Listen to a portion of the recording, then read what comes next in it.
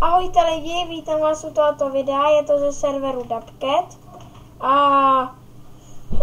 já jsem se rozhodl, že pozabijem pár bossů, podívejte, dávám je na ránu, takže dávám damage.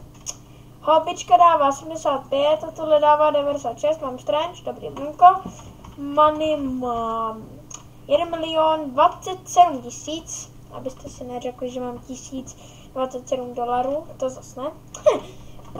Ale to by jsem vás trošku napálil, nebo ne. Ale já jdu teď do lokace 2. Když musím jít naspavené, jo.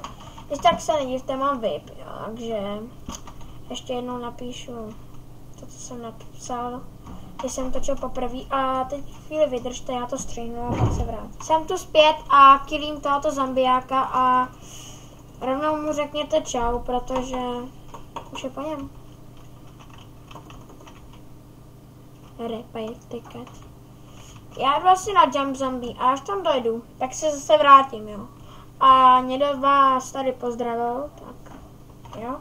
Já abyste to věděli, ale já to ještě zase střihnu. Tu zpět po dlouhé době a akorát jsem došel k našemu jump zombie. Dám do něj jenom pár rán, podívejte. No, chcípněte, no. No, už mám věci, helejte.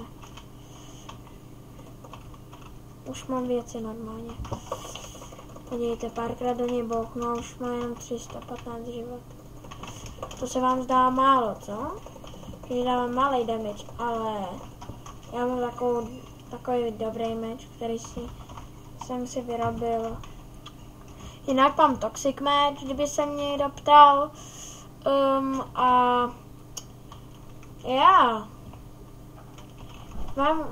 Já to teďka střihnu a pak zase jsem tu zpět zase a zase jsem jdu na toho zombíka, co tady předtím byl. A vlastně já jsem ho zabil a on to tady spavnul další. Tak jak vidíte, má 16 životů, tak čau.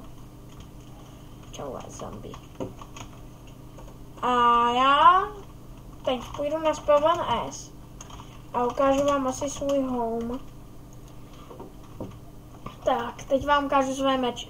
Už mi můžete věřit. Toxic match, Hood of Darkness, Diablo Diamond, PvP match, meč ohně, Lightsaber, meč ohně, Legend match, PvP match. A ještě, aby jsem vám ukázal moji další legendu, PvP match, meč ohně, Legend match, Lightsaber, mám 2 houbičky, ale něco se mi s tím tady tam stalo. Dragon věci. A tady to jsou mý psíci. A pokud chcete další díl, nebo chcete se mnou točit, stačí napsat. Tak zatím čau.